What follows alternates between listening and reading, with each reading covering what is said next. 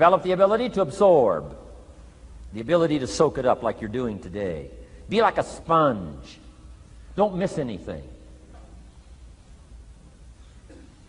And not just the words. It's true, don't miss the words, but don't miss the atmosphere. Don't miss the color. Don't miss the scenario. Don't miss what's going on. Most people are just trying to get through the day. Here's what I want you to be committed to do. Learn to get from the day. Don't just get through it, get from it. Learn from it. Let the day teach you. Join the University of Life. What a difference that'll make in your future. Commit yourself to learning. Commit yourself to absorbing. Be like a sponge. Get it. Don't miss it. I've got a personal friend of mine who's so gifted in this area. I think he has soaked up and remembers everything that's ever happened to him. He can tell you as a teenager where he was and what he did and what he said and what she said and how they felt and the color of the sky and what was going on that day. And the reason is because he gets it. He gets it. He gets it. I'm telling you, it's more exciting to have him go to Acapulco, come back and tell you about it, than it is to go yourself. He's unbelievable. He's got this extraordinary gift. And why is it? When he's there, he doesn't miss anything. Here's a good phrase for you to jot down. Wherever you are, be there. Be there to absorb it up. Be there to soak it up. Take a picture if you can. But take pictures of your mind. Let your soul and heart take pictures. Get it. Capture it. Absorb it. That's such an important ability to develop. The ability to get it. Don't miss it. Don't be casual in getting it. Key phrase. Casualness leads to casualties.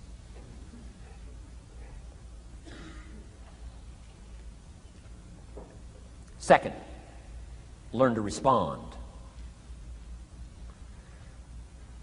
The ability to respond means let life touch you. Don't let it kill you, but let it touch you. Let sad things make you sad. Let happy things make you happy. I'm telling you, give in to the emotion. Let the emotion strike you, not just the words, not just the image. Let the feeling strike you. Let the emotion strike you. Here's what's important.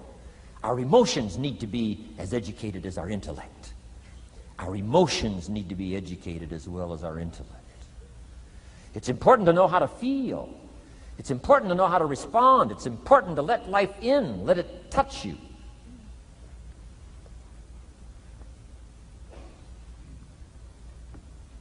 I'm the greatest guy in the world to take to the movies. I get into a good movie. I want a good movie. Make me laugh, make me cry, scare me to death, teach me something, take me high, take me low. Just don't leave me as I was when I came in. Touch me. Do something to me. Wow. I picked up the newspaper in Australia. The advertisement says, see Dr. Zhivago on the big screen. I said, my gosh, I got to go see it on the big screen. I'd seen it, 2 or 3 times before, but the big screen, I love the old theaters, right? The balconies and the chandeliers and the draperies and all the stuff, the big screen. So I go one more time, see Dr. Zhivago, and sure enough, I'm swept away one more time. Story of the Russian Revolution, Dr. Zhivago, and that whole scenario. I had always missed the importance of the ending of that movie until this time.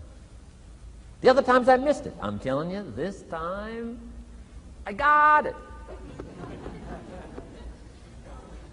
Comrade General said, Tanya, how did you come to be lost? After he'd found her, right? Said, how did you come to be lost? And she said, well, I was just lost. He said, no, how did you come to be lost? She said, well, we were, the city was on fire when we were running to escape, and I was lost. He said, no, how did you come to be lost? And that's what she didn't want to say. He finally pressed her again, how did you come to be lost? And he said, well, she said, well, while we were running through the city and it was on fire, my father let go of my hand and I was lost. That's what she didn't want to say. Comrade General said, Tanya, that's what I've been trying to tell you. Komarovsky was not your real father. He was not. I'm telling you, I've been looking all over for you, and I think I found you. This man, my relative, Dr. Zhivago, the poet, I'm telling you, he was your father. And Comrade General said, Tanya, I promise you this, if this man, your real father, had been there, I promise you, he would never have let go of your hand. And I got it. This time I got it. The other times I'm eating popcorn waiting for the movie to finish. I mean, this time I got it. I got it. I got it. I'm asking you to get it. Absorb and respond. Maybe you heard the story about the evangelist here in Texas way back in the horse and buggy days. Used to put up his tent in, these various Texas towns and hold tent revivals.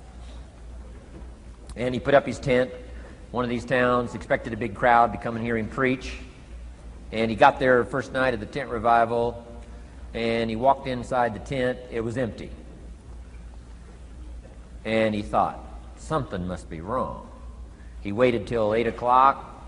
Nobody showed up. He waited till 8:15. Not a soul. Finally, 8:30. One lone cowboy wandered up on his horse, tied his horse up outside, came in, sat down on the front bench. Big empty tent. So the preacher thought, well, at least I better go down and talk to the cowboy. So he goes down and talks to the cowboy, and he says, Cowboy, I don't know what to tell you. He said, I'm the preacher. And this tent was supposed to be full of people. And he said, something's gone wrong. I really don't know what to do. I'm embarrassed. And he said, I don't know what to do. And the cowboy said, well, I'm not a preacher. I'm just a cowboy, so I can't tell you what to do. But he said, I know this, if I went out to feed my cattle and only one showed up, I'd at least feed it. So the preacher said, hey, the cowboy is right. If you've got a message to share, if there's one person or 1,000, don't let your ego get in the way. You should do the best you can. So he got kind of inspired by this conversation with the cowboy, jumped up on the platform, started preaching as if the tent was full of people. And he was so inspired, he just kept going, went for an hour and 15 minutes, hour and a half. Finally, wound down and quit. Come down off the platform, talked to the cowboy again, said, well, cowboy, what did you think of my sermon? The cowboy said, well, I'm not a preacher, so I can't really tell. I'm just a cowboy. But he said, I know this, if I went out to feed my cattle and only one showed up, I'd feed it, but I wouldn't dump the whole load on it.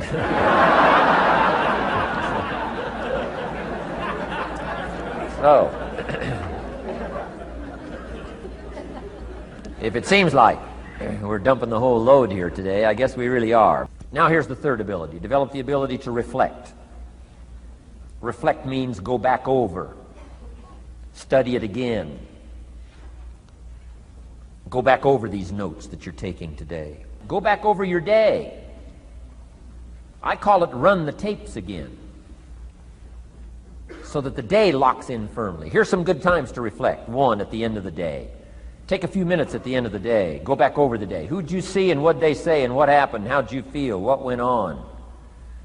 So that you capture that day. A day is a piece of the mosaic of your life. Number one, don't treat it casual.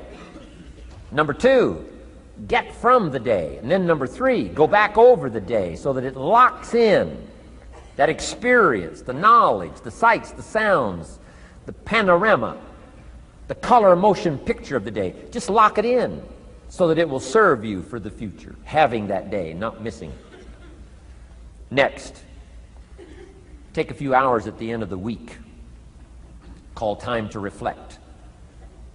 Go back over your day timer, go back over your calendar, go back over your appointment book.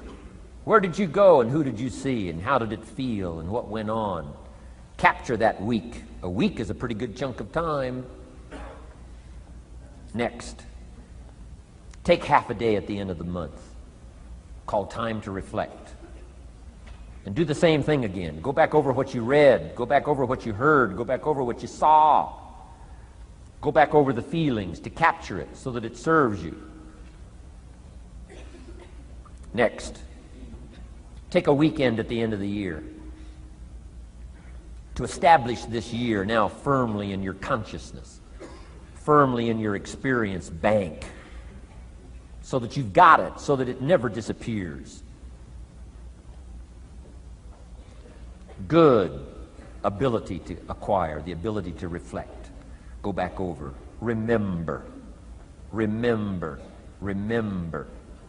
It's so valuable to be able to remember the thought, remember the idea, remember the experience, remember the occasion, remember the day, remember the weather, remember the emotion, remember the complexity, remember the highs, remember the lows. So valuable at the end of the day. Lock that day in. Lock the month in, lock the week in, lock the year in. There's also something to be said for solitude when you reflect. Sometimes you can reflect with somebody. Husband and wife reflect on the past year. Right? Parents reflect with their children on the past year. How did we do it and how didn't we do it and how could we improve? Colleagues can reflect with each other. But now here's one of the most important. You've got to learn to reflect with yourself. There's something to be said for solitude. There's something to be said for taking those occasions to shut out the world and shut out everything else for a while, for a while. I've got a motorhome. That's how I do it. With my motorcycle on the back.